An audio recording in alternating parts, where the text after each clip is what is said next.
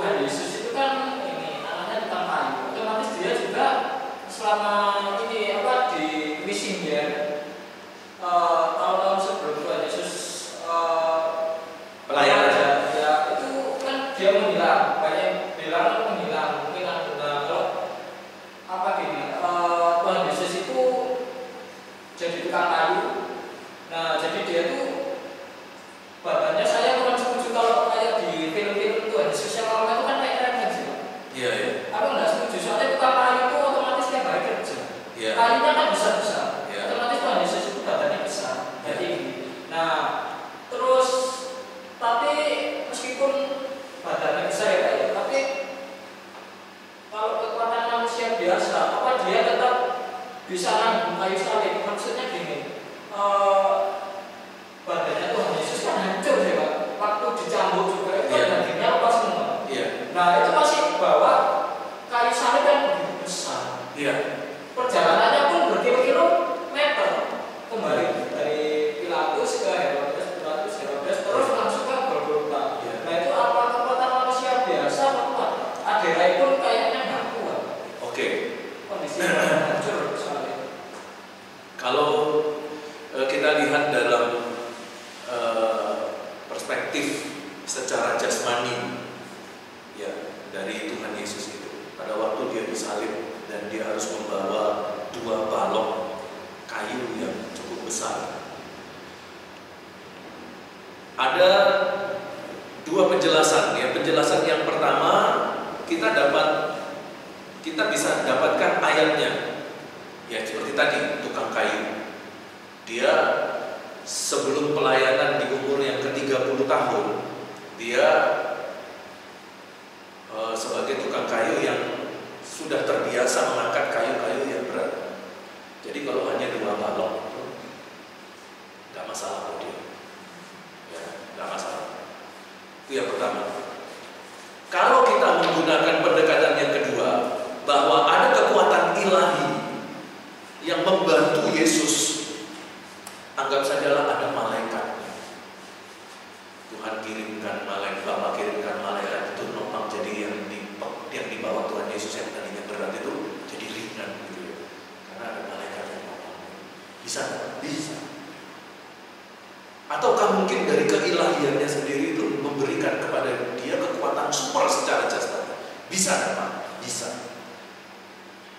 Boleh dipakai enggak Pak argumen? Enggak boleh. Kenapa? Gak ada ayatnya. Gak ada ayatnya. Mau kita ngomong sehebat apapun argumentasi kita untuk menolong supaya Tuhan Yesus itu memiliki penilaian yang hebat dari segi jasmani, kita mengangkat kemuliaan Yesus dari situ, gak bisa juga. Kenapa? Gak ada ayatnya. Nah itu kita harus melatih untuk tetap berargumentasi secara teologi, harus punya dasar ayat firman Tuhan. Kalau enggak, itu hanya asumsi omong kosong yang hanya dibicarakan di warung kopi, saya bilang tadi. Hanya sekedar ngomong-ngomong sia-sia di warung kopi, nggak ada ayat pendukungnya. Tapi kalau dia melatih tubuhnya, dia memiliki kekuatan ekstra karena dia sebagai tukang kayu yang terbiasa dengan mengangkat berat, tafsiran itu masih bisa kita pakai. Kenapa? Karena ada ayatnya. Yesus tukang kayu, ada ayatnya. Gitu. Tapi Pak, sulit Pak, kita bisa gambarkan Yesus sudah mengeluarkan darah. Ya, tubuh darah itu sudah habis. Orang kalau kekurangan darah, dia akan mengalami kelemahan tubuh, kejang otot dan lain sebagainya secara fisiknya. Dalam ilmu psikis itu sulit bagi seseorang normal itu berjalan ke atas Bukit Golgota dengan membawa 2 balok dalam kondisi sudah berceceran darah habis keluar dari tubuhnya. Tapi kenapa Yesus bisa? Nah ini saya mau nulis ini tapi tidak jadi nulis lagi, jadi duduk lagi. Lupa saya kalau nggak ada spidol. Jadi gini, mengambil ayat ini, yaitu Yesus tukang kayu. Lalu bagaimana caranya kita bisa memberikan penjelasan yang seolah-olah itu adalah kekuatan magis, kekuatan supranatural yang membantu dia mengangkat 2 balok kayu dengan kondisi tubuh yang lemah? Ada penjelasannya secara fisik. Di dalam tubuh manusia itu ada satu hormon yang disebut dengan hormon,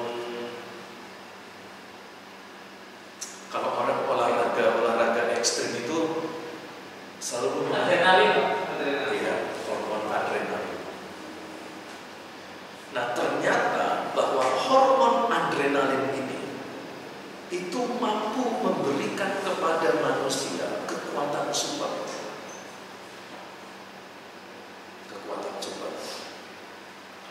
Yang tidak biasa dilakukan orang normal, tetapi dalam keadaan tertentu hormon ini itu bisa memampukan fisik manusia menjadi manusia super. Tapi ketika hormon itu habis, maka manusia itu akan mengalami satu kelemahan total dalam tubuhnya. Makanya orang-orang yang selalu menggunakan hormon adrenalin itu biasanya dalam tanda petik umurnya itu pendek, karena dia menggunakan kekuatan ekstra dari seluruh tubuhnya itu untuk dipakai melakukan olahraga-olahraga ekstrim. Nah, ada kemungkinan bahwa di detik-detik Tuhan Yesus harus memikul salib, hormon adrenalinnya terpakai, dan Yesus paksa hormon adrenalinnya untuk dipakai, karena dia harus menanggung, dia harus menyelesaikan misi ini sampai di atas bukit Golgota. Sekalipun di tengah jalan dia dibantu oleh Simon, orang Kirene. Dia dibantu kan 3 kali dia jatuh.